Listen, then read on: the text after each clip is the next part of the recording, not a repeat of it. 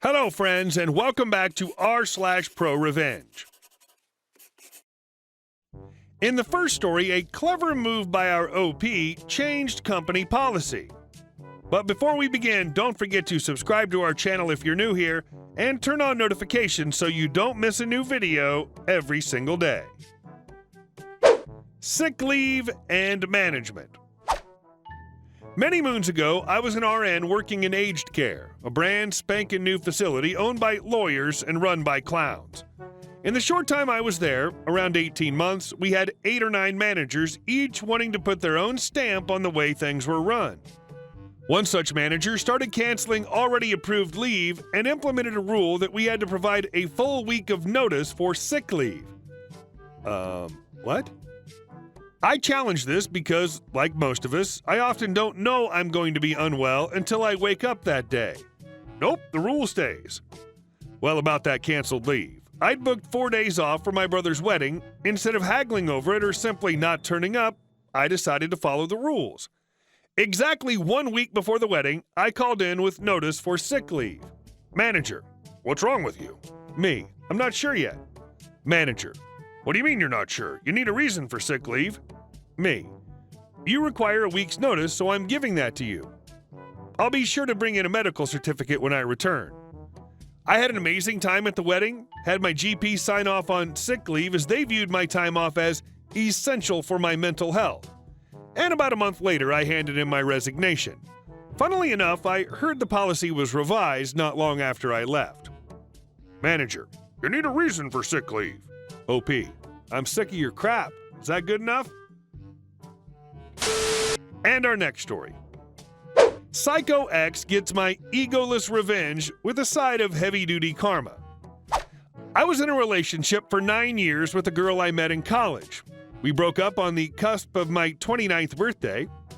While breakups and divorce are never trauma-free, this one was as close to that as I believe is humanly possible to get.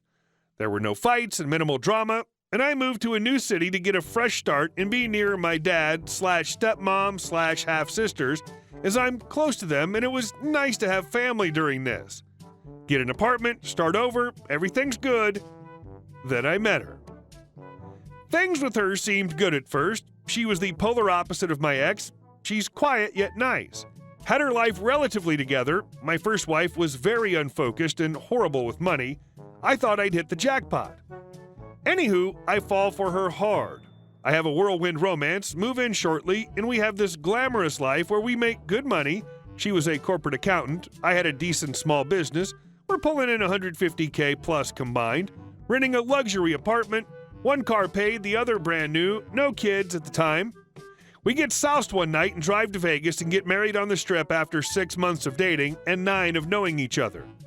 The ink is barely dry on my divorce papers from version 1.0, but no matter, I'm in love.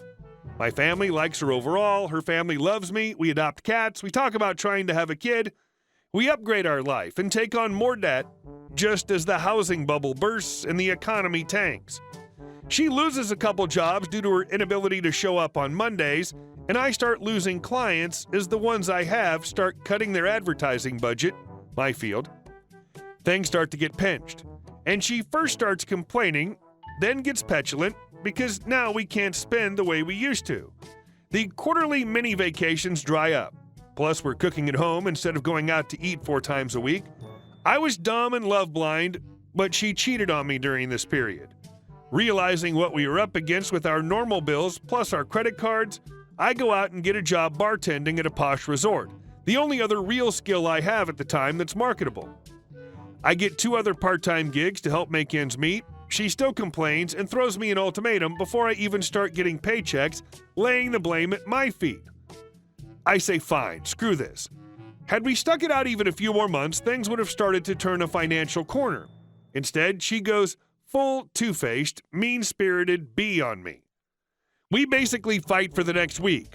I give her everything she wants, which includes leaving the house, signing over my new truck to her, and only taking stuff I brought into the relationship, basically enough to fill a small storage space.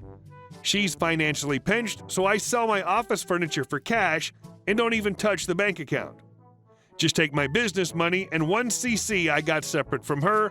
I go to the Bay Area for a few months, financially struggle, don't get the job I was sure was a lock. Broke and realizing nothing I try is working, I come back to town, live with my dad for a month, find a roommate, then a crap retail job. My business has dropped from $7 to $8K per month at its height to now around $500 a month. I bike everywhere because I can't afford a car, and my credit is toast partially due to her love of spending on plastic, so I'm facing bankruptcy. I'm 31 and this is really humbling. But whatever, I'm alive, have dealt with hardship before, this won't last forever.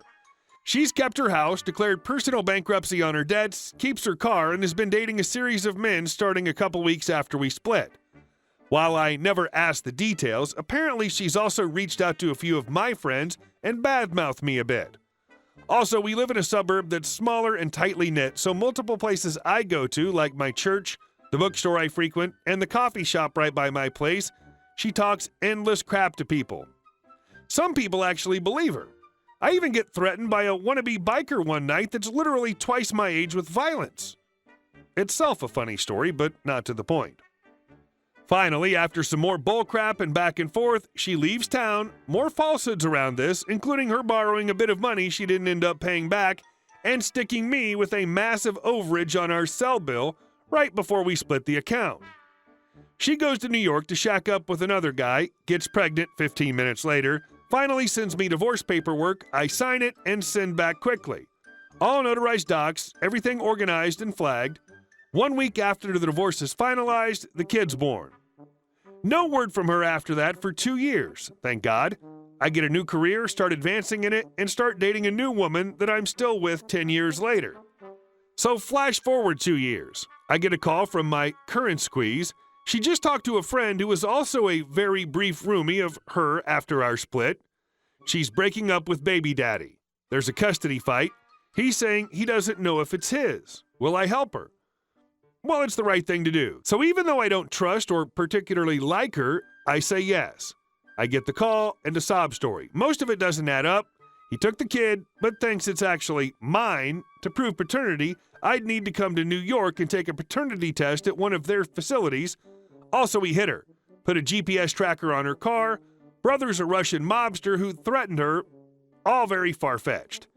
Needless to say, even without this fanciful tale, I generally assume if this woman's talking, it's a lie, so I'm suspicious. Her lawyer calls me and seems like a clueless schmuck. I get a letter from him, very unprofessional and not even on letterhead. Every other legal doc I've seen is from the law offices of blah blah blah on it, but this is literally just off a laser printer and says verbatim, I, MK, am the ex-husband of JK and was married to her from 607 to 809. I have no legal interest in the child. Super shady. Not wanting to end up in a situation where I've allowed myself to be legally effed over, I make my own lawyer consultation appointment. Before I can even go, the baby daddy finds me on Facebook and sends me a message. Between calls with him, his lawyer, and the impartial lawyer New York State appoints for the child's welfare, I get a very different story. He knows it's his, he had a paternity test done on the sly at birth because she'd been promiscuous before they got together, and she was pregnant so quickly he was concerned. They broke up because she was drinking too much. He busted her with a bottle of vodka as she was driving with the kid in the car. She stood up in court, claimed I was actually the father, and she had no idea where to find me. He found me in 10 seconds online, plus I've had the same cell phone number for 14 years. So she, not knowing what I know, starts sending me text messages. I say, filled out and it's on its way back to your lawyer, and toss it in the trash. I'm so tempted to send her some poetic message about how the truth is coming back to haunt her, but I resist because I'm not doing this for her, but rather for the sake of their son and his father. So let's keep my ego out of it. I provide legal statements to all in the court, tell them I know it's not possibly mine because I hadn't been with her since April 15th of 2008.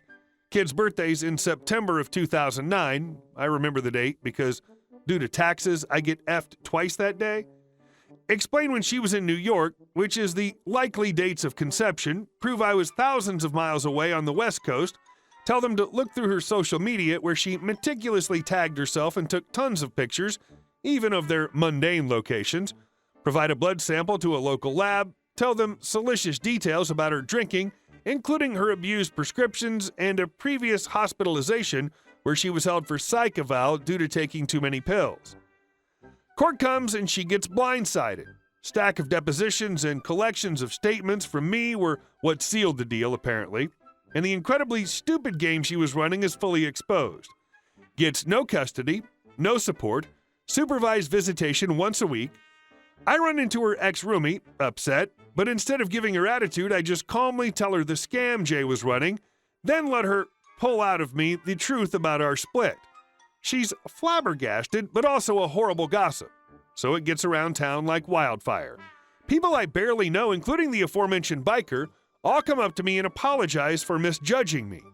Baby's father sends me a massive MX gift card for Christmas, as much as I make in a week at the time. I call and tell him I don't know if I can accept it. I don't want him or anyone to think I did this for a reward. He virtually begs, saying, "You helped save my family. That's nothing in comparison. Thank you." We break down crying on the phone and eventually form an odd, distant friendship based on mutual respect for each other.